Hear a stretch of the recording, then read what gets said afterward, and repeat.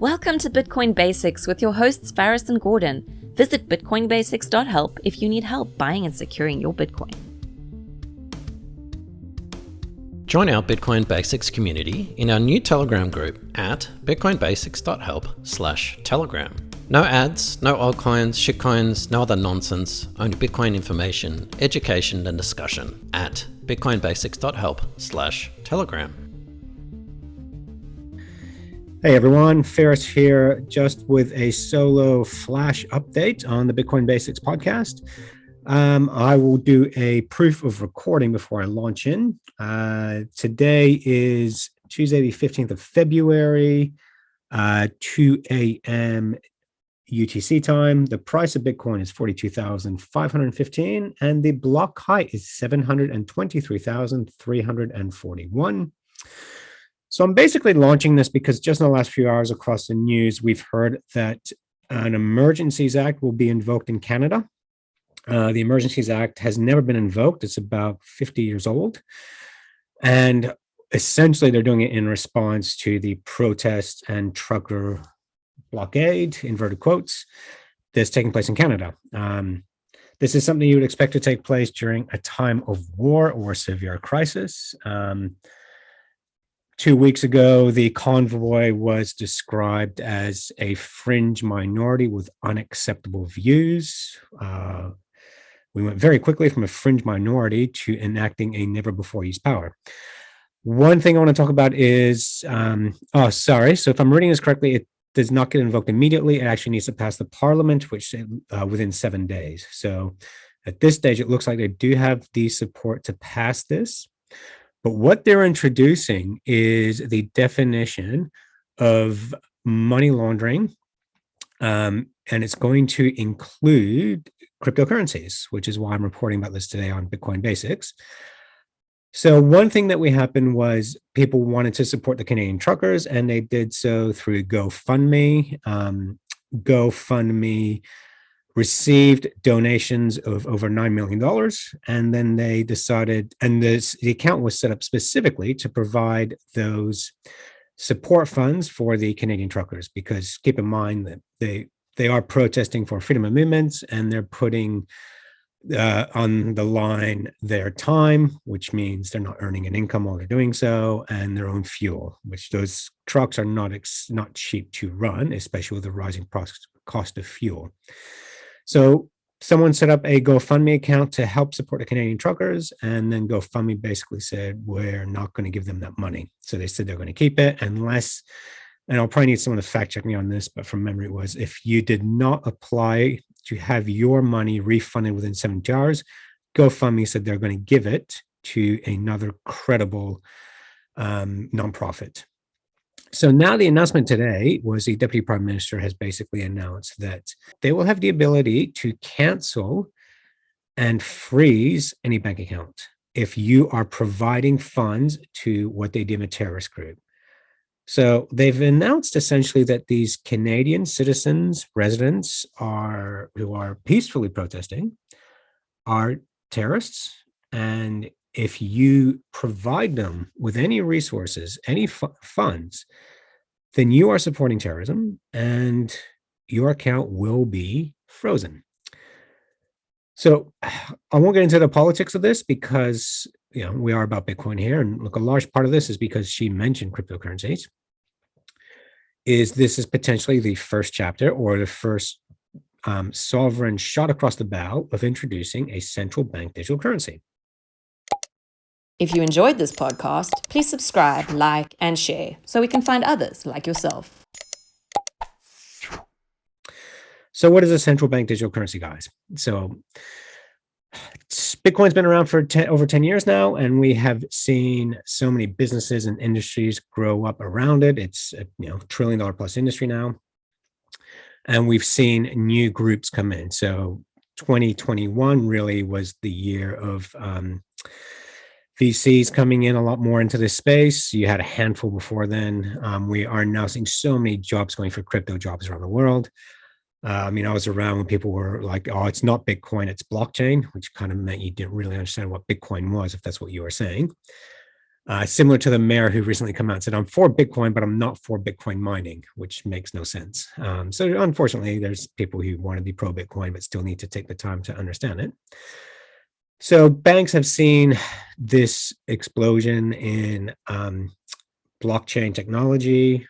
Let's just say Bitcoin, not blockchain. So in Bitcoin, and they can't stop it. So how do you get on board? So if you can't stop something, you want to legitimize it, legalize it, so you can make taxes from it. El Salvador has seen a boom in tourism. This is when tourism is still down 80% across the world. El Salvador is just 20% shy of their 2018 numbers. So they've almost rebounded in tourism. Whether it's a causation or collateral, the fact that, causation or, so what I'm looking for, guys? Correlation to the fact that they made Bitcoin legal tender, probably hard to tell. So now we are saying, okay, Bitcoin is here to stay, and we're seeing governments either talk about legalizing Bitcoin, making it legal tender, but also there is a huge problem with government-funded debt. So one of the main problems that I'm having with governments, and when they say the COVID vaccines are free, they are not free. Just because you don't pay for it at the time of injection, you're going to pay for it later in taxes, or your kids will pay for it later. So yeah, nothing that a government provides is free, because they have to issue the fiat. And by issuing the fiat, printing more currency, it's debasing the currency already out there. And we've seen so much printing going on since COVID took place, and we're seeing inflation just absolutely skyrocket. I mean, cost of living is insane now for people, and it's just going to get more and more difficult. So what's the other thing that they're going to do? How do you wipe out debt? So one is you look at a debt jubilee, which is where you forgive the debt. Now, this is potentially where central bank digital currencies come in. We're obviously not going to pay back this debt with rising inflation. To pay back this debt would mean you have to suffer financially. You have to tighten the belt. They're not going to do that. They're printing more and more money. It's way too late for that. They've gone off in this ship, and land is so far back behind, they've lost their way. So how does the engineering of this work? I don't even know. Love to talk to someone about this. Is maybe they'll just say, we're launching a Canadian central bank currency. We are wiping out central bank debt. So all your investors, all your bondholders are going to lose it all, or we're just going to transfer ownership from this fiat system to a central bank one. Now, how does this relate to Bitcoin? So it does and it doesn't. It is probably a government saying, hey, here's a trend that's taking place. How do we jump on board? Bitcoin is a store of value. Only 21 million will ever be created. We've already lost maybe 1/3 of that supply. That's what's presumed. And the beauty about Bitcoin is the fact that every year, or every 100,000 blocks, we're creating fewer and fewer. So it was designed as a non-diluting currency, which means we're not going to create more of them. We can, but that would actually have to be by the network deciding, yes, let's do this, is a good idea. And I don't see that happening. So store of value, supply is diminishing. Well, it's actually set, but it's diminishing over time. And then as demand increases, the price will go up. But with a central bank digital currency, they can just create more of it. And the other problem that we have as well is Bitcoin is decentralized, which makes it incredibly robust and secure. It's actually the most robust, the safest asset class known to man, because of how the blockchain works, and how mining works, and the decentralization aspect of it makes Bitcoin the most secure instrument we've ever created. It's the safest vault we've ever made.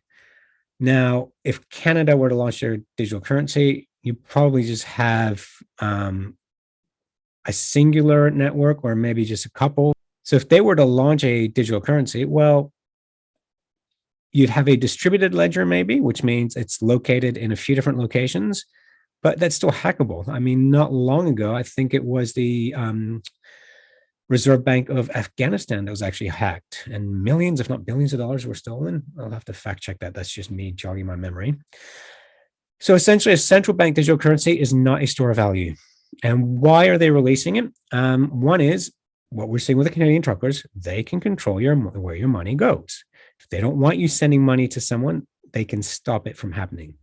So the way we work now is you need to file a tax return at the end of the year. If you get audited and they find out that you didn't claim or you cheated on your taxes, then there's a process whereby you get fined. So it is a trust that you're going to pay your taxes and submit accurate records, and in consequence, they're going to remove that. So what they can see is essentially they could remove banks as we know them. So what we will then have is governments become the bank, whereby there is no longer a third party between you and the government. Because right now, if you have a job, you get a check minus your taxes. Your employer keeps your taxes for you. He sends them on to the government. So what we might actually see now is the third party, the bank, is removed, and the single party you're dealing with, a central party, is the government, the Central Reserve Bank, or the Treasury Department. Most likely, actually be the Treasury Department. And they can actually see on your phone where and when you're spending your money. So if you're going to give it to a cause they do not agree with, they can stop that. They can suspend you. And what we can even see in the future, guys, is a social credit system. I think go to Netflix, see Black Mirror. I believe the episode is called Nosedive. And that'll basically show you exactly how a social credit system works. Now, just remember, guys, science fiction is science fiction at the time.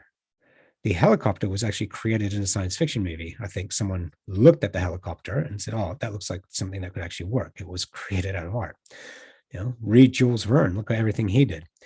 So science fiction is science fiction contemporary times.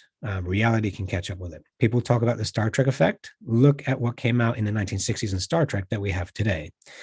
You could communicate with someone face to face over thousands of miles away. Well, that's called FaceTime. Sliding doors didn't happen then. The microwave, which can heat up your food, that was in Star Trek as well. So what is science fiction, or even unfortunately dystopian today, is something that can easily happen in the future. Because as they say, all you lack is your imagination, and our imagination can make things happen. So what does this mean for Bitcoin, guys? Is this a Bitcoin killer? Absolutely not. The announcement came up and has not affected the price of Bitcoin. So Bitcoin is a store of value, will remain a store of value. Can you send Bitcoin anonymously to someone? Yes, but not Bitcoin directly. We've actually talked about these in other episodes. So Bitcoin is very transparent. It is not like cash. Bitcoin is very transparent. And for something, I don't want to go into the intricacies of how you fund something you don't want to agree with. I don't want to get myself in trouble. But this is just proving that I believe, will be running separate economies.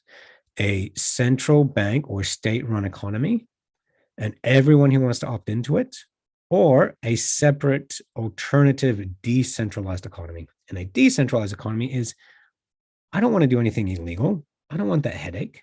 I just want to go about and live my life. But at the same time, I'm being deprived of basic human freedoms. The Nuremberg Code, that doesn't apply to me anymore, apparently. Freedom of movement does not apply to me anymore. So what do? Well, you can actually have an opt-out strategy to say, I'm not breaking any laws, but I don't want to be a financial subservient to the state. And there are ways of doing that without compromising yourself, because we don't want you to doing anything illegal. We don't want you to jeopardize your security, because unfortunately we can't all live in international waters on a yacht. That's just not conducive to anyone's long-term well-being. So that's where we are, guys. This is a space to watch out for. It is happening so much faster than I thought. I thought central bank digital currencies is something that is a decade away, or 5 to 10 years away, but they're going ahead with it very quickly. So this could backfire on them, and they delayed our plans, but we will be looking at a G20 debt jubilee, and I think it will coincide with a central bank digital currency. Now, I probably should start out like this. Where am I coming from? So My background is in international relations. I've got a master's in international community development. I actually studied the World Bank and IMF, high indebted poor countries and structural adjustment programs. This was basically providing loans to third world countries, third world, terrible misnomer, but it's what the term is, countries. So giving them money and getting them to jump on a 150-year history of open capitalist democracy and industrial revolution in 30 years. So that was my background. I interned for the Jimmy Carter Center. I did a lot of work with NGOs, and I even taught this stuff at Deakin University in Australia as a tutor and associate lecturer. So to me, Bitcoin is really not just a cryptocurrency. It's not just something on the internet. It's actually becoming part of this geopolitical paradigm we are living under today. So please hit us up. Again, this is just me vomiting my thoughts. Why Gordon's not with me, and he'll probably have to do a bit of editing here. But yeah, we reach out to bitcoinbasics.help if you want to know about being a self-sovereign individual in this day and age. Thanks for watching or listening. If you enjoyed this podcast, please like, subscribe, and share so we can spread this educational content to others like yourself. Visit bitcoinbasics.help. Disclaimer: any content provided by CoinCompass is for educational and informational purposes only and is not investment, legal, tax, or any other professional advice. A qualified professional should be consulted before making any financial decisions. CoinCompass will at times recommend certain products, services, and technologies, but these are opinions based upon our own or podcast guests' experience and not endorsements. We take no liability for out-of-date or inaccurate information, software bugs, manufacturing errors, technology misuse, or issues involving third parties. Visit coincompass.com for more information and please contact us.